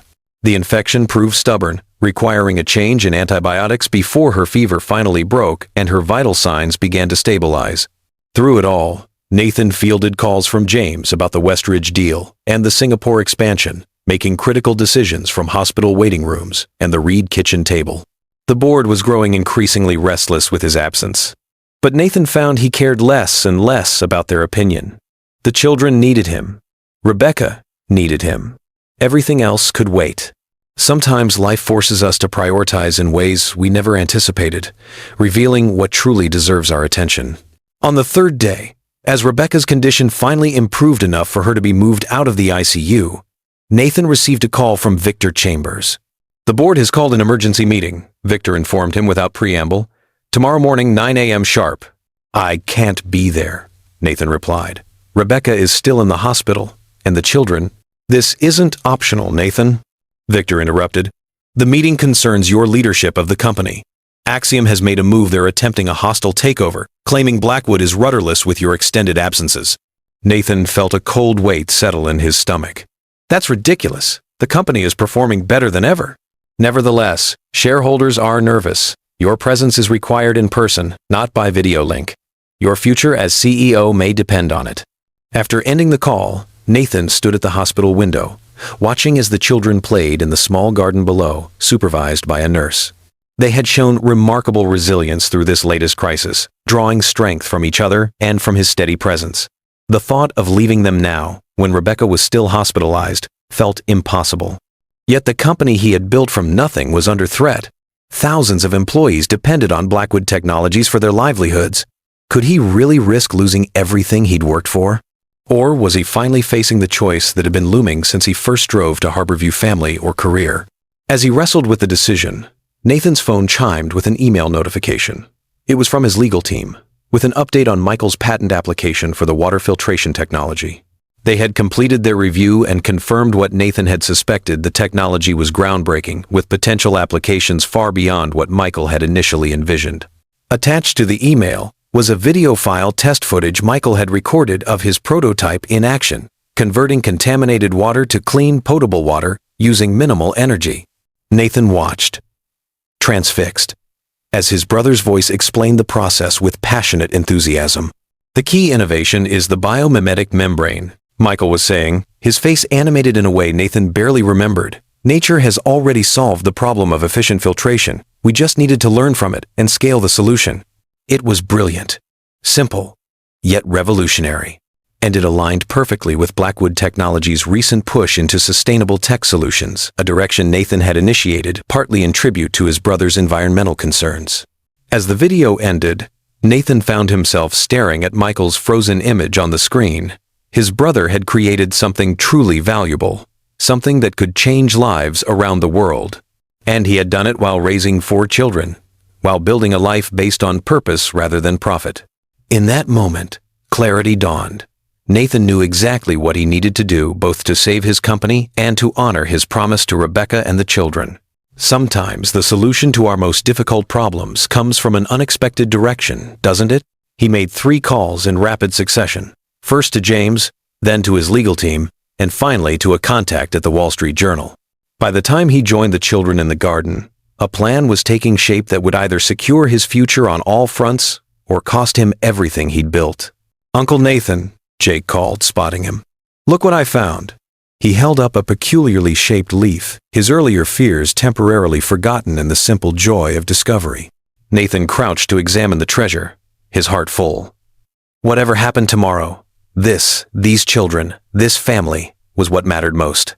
Everything else was just details. If you haven't subscribed yet, do it now. Like this video, share it with someone you care about, and comment, tell us what family means to you. Because sometimes the most important decisions we make aren't about what we gain, but what we refuse to lose. The Blackwood Technologies boardroom fell silent as Nathan entered, precisely at 9 a.m. He was impeccably dressed in his signature tailored suit, projecting the confidence and authority that had made him a business legend. If the board members expected to see a man distracted by family concerns, they were disappointed. "Gentlemen, ladies," Nathan greeted them, taking his place at the head of the table. "I understand there are concerns about my recent absences and Axiom's takeover attempt." Victor Chambers cleared his throat. "The situation is serious, Nathan. Axiom has secured commitments from several key shareholders. They're arguing that your personal distractions have left the company vulnerable." "I see." Nathan's expression revealed nothing. "And what is your position, Victor?" "My position is that Blackwood Technologies needs a fully committed CEO. The market doesn't respond well to uncertainty." Nathan nodded thoughtfully. "You're absolutely right." The admission seemed to catch the board off guard. They had clearly expected resistance, defensiveness. How often do we prepare for conflict, only to be disarmed by agreement? "Which is why," Nathan continued, "I've taken steps to eliminate that uncertainty once and for all." He nodded to his assistant, who distributed folders to each board member. "Inside, you'll find details of a technology acquisition I've just completed. A revolutionary water filtration system, developed by my late brother, Michael Blackwood." The board members opened the folders, scanning the contents with growing interest. The technology uses biomimetic principles to create highly efficient, low-energy water purification systems. Initial testing shows it outperforms current market solutions by a factor of 3 at half the cost. James Chin, who had been briefed on the plan, picked up the thread. "We've already secured patents and begun integration with our existing environmental tech division. The market potential is enormous, from disaster relief to developing nations to military applications. But that's not all," Nathan continued. "This morning, the Wall Street Journal is running an exclusive on Blackwood Technologies' pivot towards sustainable solutions, featuring this acquisition as the centerpiece. Pre-market trading already shows our stock up 12%. Murmurs of approval rippled around the table. Even Victor looked impressed despite himself. The atmosphere in the room had shifted from confrontational to cautiously optimistic. "Have you noticed how quickly people's attitudes can change when their financial interests align with your proposals? As for Axiom's takeover attempt," Nathan added, "I've spoken personally with our major shareholders overnight. With the announcement of this acquisition and our new strategic direction, they've reaffirmed their commitment to current management." The tension in the room visibly dissipated as board members exchanged relieved glances. Nathan had not only neutralized the threat, but strengthened the company's position in the process. "There's one more thing," Nathan said, his tone shifting slightly. "This experience has made me reevaluate certain aspects of how I run both the company and my life." The board members stiffened, wariness returning to their expressions. "Effective immediately, I'm restructuring my role as CEO. James Chen will be promoted to President and Chief Operating Officer, handling day-to-day operations. I'll remain as CEO and Chairman, focusing on strategic direction and major initiatives." "That's a significant change," Victor observed cautiously. "May we ask why?" Nathan met his gaze directly. "Because family always matters, Victor. My brother's children need me, and I intend to be there for them. But that doesn't mean abandoning the company I've built. It means building something better. A company that values balance, that recognizes its people have lives beyond these walls. And you believe you can effectively lead while dividing your attention? Victor challenged. I believe I can lead more effectively, Nathan countered. For too long, I've defined success solely through profit margins and market share. But true success is broader than that. It includes purpose, impact, legacy. My brother understood that. It's time I did too. He gestured to the folders before them. This technology will transform lives around the world while strengthening our market position. It's the perfect synthesis of purpose and profit. And it came from a man who prioritized family above all else. The board meeting continued for another hour, with detailed discussions of the restructuring and the integration of Michael's technology. By the time it concluded, even the most skeptical members had been won over by Nathan's vision and the clear market advantages of their new direction. As the board members filed out, Victor lingered behind. Impressive maneuvering, he acknowledged. You've managed to have your cake and eat it too. Not at all, Nathan replied. I've simply recognized that some things matter more than others. The company will benefit from that perspective, not suffer from it. Victor studied him thoughtfully. You really have changed. Those children must be quite something. They are, Nathan agreed, as is their mother. A knowing look crossed Victor's face. Ah, now I understand completely. Before Nathan could respond, his phone rang the hospital calling with an update on Rebecca. He excused himself to take the call, receiving the welcome news that she was continuing to improve and might be discharged within days. As Nathan ended the call, relief washing over him, James approached with a smile. Congratulations on pulling off the impossible, his COO said. The board is fully behind you, Axiom is retreating, and our stock is soaring. Not bad for someone who's been at a hospital bedside for the past 3 days. I had help, Nathan acknowledged, clapping James on the shoulder. Your promotion is well-deserved, by the way. I should have done it years ago. Better late than never, James replied. So what now? Back to Harborview? Nathan nodded, already gathering his things. Rebecca's improving, but the children still need stability. And Ethan has a piano recital tonight that I promise not to miss. Go, James urged. I've got things covered here. Family first. Remember? The phrase that had once seemed like an excuse for lack of commitment now felt like the most fundamental truth Nathan had ever known. Family first, not because other things didn't matter, but because without that foundation, nothing else had real meaning. Isn't it remarkable how our perspective can shift so dramatically once we experience what we've been missing? The drive back to Harborview was lighter somehow. The weight of corporate expectations balanced by the clarity of his new direction. Nathan had spent his entire adult life believing that success meant sacrifice, that you couldn't have both a thriving career and meaningful personal connections. Now he understood that the opposite was true. His connection to Rebecca and the children hadn't weakened his business acumen. It had strengthened it, giving him perspective and purpose beyond the next quarter's profits. At the hospital, he found Rebecca sitting up in bed, color returning to her cheeks as she chatted with a nurse.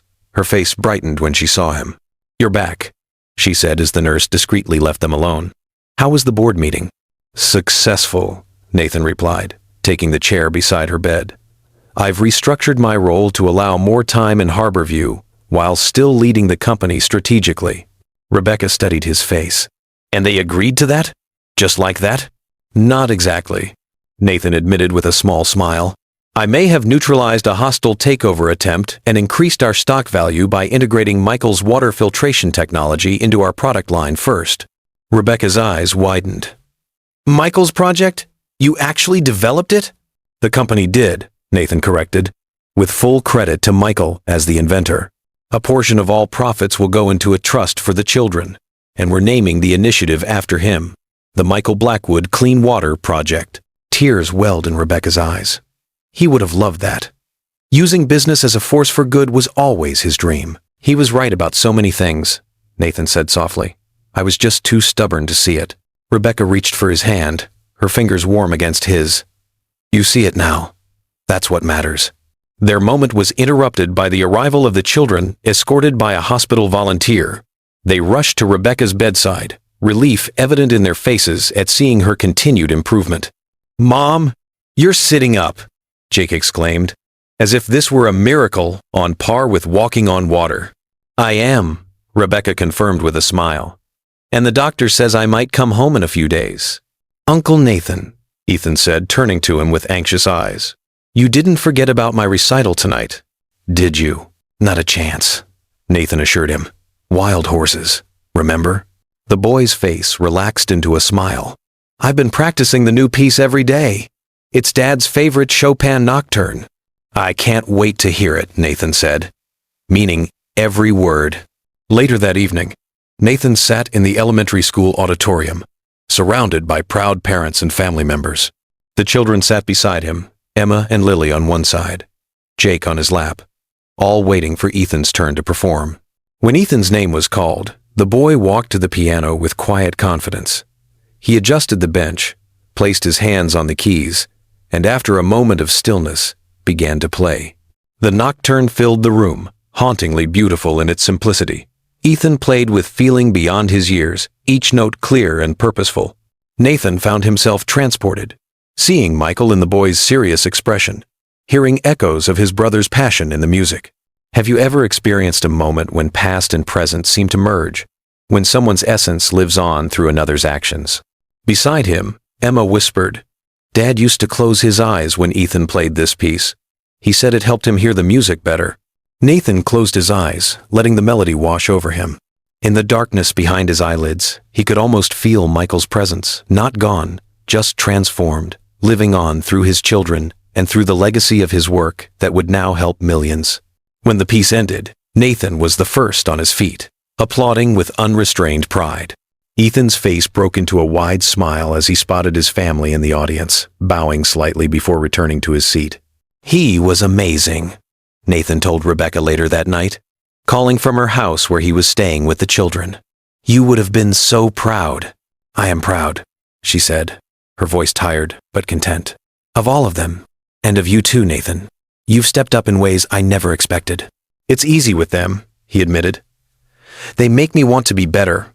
That's what family does, Rebecca said softly. It brings out the best in us, if we let it. The words stayed with Nathan as he moved through the evening routine, helping with homework, supervising baths, reading bedtime stories. Each small task felt significant, meaningful in a way that signing billion-dollar contracts never had. As he tucked Jake in, the boy asked the question that had clearly been on his mind all day. When Mom comes home, will you go back to the city? Nathan sat on the edge of the bed, considering how to answer. I'll need to go to the city sometimes for work, he said honestly. But my home is wherever you and your brother and sisters are. I'm not going anywhere, Jake. Promise? The boy asked, Blackwood eyes serious in the dim light. I promise, Nathan said, sealing the vow with a gentle kiss on his nephew's forehead. The next few days fell into a rhythm as Rebecca continued to recover and Nathan balanced his corporate responsibilities with caring for the children. He set up a home office in the guest room, conducting video conferences between school runs and soccer practices. James kept the day-to-day operations running smoothly in the city, consulting Nathan only on major decisions. When Rebecca was finally discharged from the hospital, the children prepared a welcome home celebration, complete with handmade banners and a cake Nathan had helped them bake, slightly lopsided but made with love. Welcome home, Nathan said, helping her from the car to the porch where the children waited impatiently. It's good to be home, Rebecca replied, leaning on him slightly, still weak from her ordeal. Thank you for everything, Nathan. For being here, for them, for me. There's nowhere else I'd rather be, he said simply, and meant it. That evening, after the children were in bed, Nathan and Rebecca sat on the porch swing, watching as stars appeared in the darkening sky. The spring air was mild, scented with flowers from Rebecca's garden. So what happens now? She asked, breaking the comfortable silence between them. With your new arrangement at work? I'll need to be in the city 2 or 3 days a week, Nathan explained. James will handle the rest. Technology makes remote work easier than ever. And the rest of the time? The rest of the time I'll be here, he said. If that's okay with you. Rebecca turned to face him, her expression thoughtful. The children would love that. They've grown so attached to you. And you? Nathan asked quietly. How would you feel about me being here more permanently? A small smile played at the corners of her mouth. I've grown rather attached to you too. The admission hung between them, full of possibility. Nathan reached for her hand, his fingers intertwining with hers. How strange that the most important connections in our lives often begin in the most unexpected circumstances. Rebecca, these past weeks have changed everything for me. Not just knowing the children, but knowing you, seeing how you love them, how you've created this beautiful family. I want to be part of it not just as their uncle, but as— He hesitated, suddenly uncertain. As what, Nathan? She prompted gently. As someone who loves you, he finished simply. Because I do. I love you, Rebecca. I think I started falling for you the moment you stood on this porch and challenged me to earn my place in their lives. Rebecca's eyes glistened in the porch light. I wasn't looking for this, she admitted. After Michael died, I thought that part of my life was over. I was focused on the children, on giving them stability. I know, Nathan said, and I would never want to disrupt that stability. If you don't feel the same way. But I do, she interrupted softly. Feel the same way. It happened so gradually I barely noticed. Until you were gone back in the city for that board meeting. The house felt empty without you. We all felt it. Nathan's heart soared at her words. Gently, giving her every opportunity to pull away, he leaned forward and kissed her. It was a tender kiss, full of promise and new beginnings. When they separated, Rebecca rested her forehead against his. The children will have questions, she murmured. Feelings. This will change things for them. We'll take it slowly, Nathan assured her. Follow their lead. They come first, always. Rebecca nodded, then smiled. Emma already asked me if you were going to be her new dad. She's observant, that one. What did you tell her? That we're all finding our way together. That family comes in many forms. Wise answer, Nathan said, drawing her closer as a cool breeze rustled the trees. We have time to figure it out. 6 months later, Nathan stood in the backyard of what was now their home, watching as the children helped Rebecca plant a garden. His visits to the city had become less frequent as James proved more than capable of handling daily operations. The Michael Blackwood Clean Water Project was exceeding all expectations, with implementations already underway in 3 developing countries. The house had expanded slightly, a new wing added to accommodate Nathan's home office and provide more space for the growing family. The renovation had been a family project, with each child contributing ideas for the design. Uncle Nathan, Jake called, running toward him with muddy hands. Look what I found. He held up an earthworm, proudly displaying it inches from Nathan's face. That's a good one, Nathan agreed seriously. Perfect for helping the garden grow. Mom says worms are nature's helpers, Jake informed him. They make the soil better.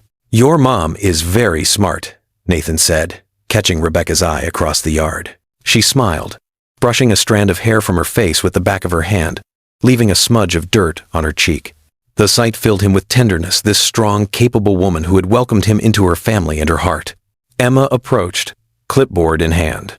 I've been calculating how many tomato plants we need based on our family's consumption patterns, she announced. Accounting for fresh eating, canning, and potential crop failure, we should plant 23 plants. Very thorough, Nathan commended her. Have you considered market variables?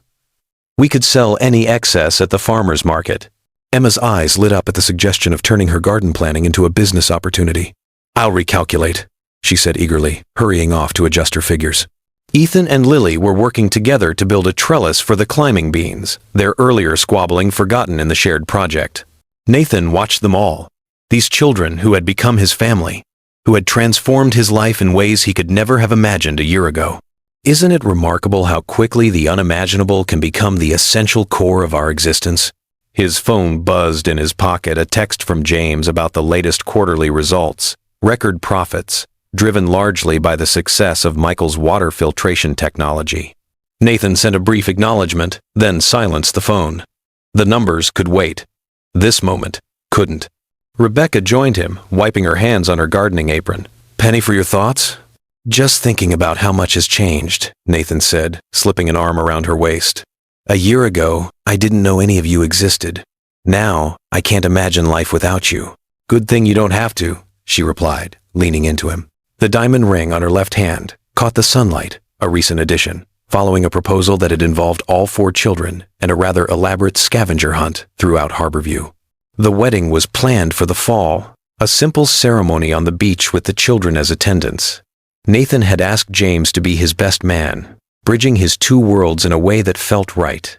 "Dad would be happy," Emma had declared when they told the children about their engagement. "He always said people should get second chances." The simple statement had brought tears to both Nathan and Rebecca's eyes. Michael's presence was still felt in their home in photographs, in stories, in the values they tried to instill in the children. But there was room now for new joy, new memories, new love. Sometimes the greatest tribute we can pay to those we've lost is to find happiness again, don't you think? "Uncle Nathan," Jake called again. "Come help us with the bean poles." "Duty calls," Nathan said with a smile, pressing a quick kiss to Rebecca's temple before joining the children in the garden. As he knelt in the dirt, helping small hands position bamboo poles, Nathan reflected on the journey that had brought him here. From isolated billionaire to family man, from profit-driven CEO to purpose-driven leader. The change hadn't diminished him or his success, it had enhanced it, giving it meaning beyond numbers on a balance sheet. Michael had known this truth all along. Different paths, same heart. It had taken Nathan longer to learn the lesson, but he had finally found his way home. 1 year later, Nathan stood on the deck of their expanded home, watching as guests arrived for the twins' 11th birthday party. The yard was decorated with balloons and streamers. A banner proclaiming, "Happy Birthday, Emma and Ethan," stretched between two trees. Rebecca appeared beside him, little Matthew on her hip, their 6-month-old son, named after Michael, in a tribute that had felt right to them both. The baby had Rebecca's warm brown eyes but the distinctive Blackwood jawline, a perfect blend of their families. "The cake is ready," she reported, "and the ice cream is staying frozen, for now at least." "Success on all fronts," Nathan replied, taking Matthew from her arms. The baby gurgled happily, recognizing his father. Below them in the yard, the 4 older children were greeting their friends, accepting gifts and compliments with varying degrees of grace. Emma had grown taller in the past year, her resemblance to Michael even more pronounced. Ethan remained quieter, but more confident, his musical talent continuing to flourish. Lily was as fearless as ever, currently demonstrating a handstand for her impressed friends. And Jake, now 7, had appointed himself official birthday co-host, solemnly directing guests to the gift table. "They're amazing," Nathan said, "not for the first time. All of them. They are." Rebecca agreed. "And they're lucky to have you. And they're lucky. And they're lucky to have you. And they're lucky. And theirs will. Within their lucky. And theirs will lucky. Will lucky. And theirs will lucky. Will lucky. And theirs will lucky." "I'm the lucky one," Nathan corrected, bouncing Matthew gently as the baby began to fuss. "I got a second chance I didn't deserve." Rebecca touched his cheek gently. "You've more than earned it. Every day in 1,000 ways, you show them what it means to be family." From the yard came a chorus of voices calling for them to join the party. Nathan handed Matthew back to Rebecca and took her free hand in his. "Shall we?" he asked, gesturing toward the celebration below. "Absolutely," she replied with a smile. "Our family is waiting." Together, they descended the steps to join their children, this beautiful, blended family that had been born of loss but transformed by love. As Nathan looked around at the faces that had become his world, he silently thanked his brother for the greatest gift he had ever received, the chance to discover what truly mattered, to find purpose beyond profit, and to build a legacy of love that would outlast any business empire. Have you ever wondered what might be missing from your own life? What connections or purposes you might be overlooking while chasing success as the world defines it? Perhaps Nathan's journey can inspire us all to reconsider what truly matters before it's too late. If this story touched your heart, subscribe to Mr. Whitman's Love Chronicles for more powerful stories about love, forgiveness, and finding your way home. Like, comment below your thoughts, and share with someone who believes in family. Don't wait, your next favorite story is just a click away.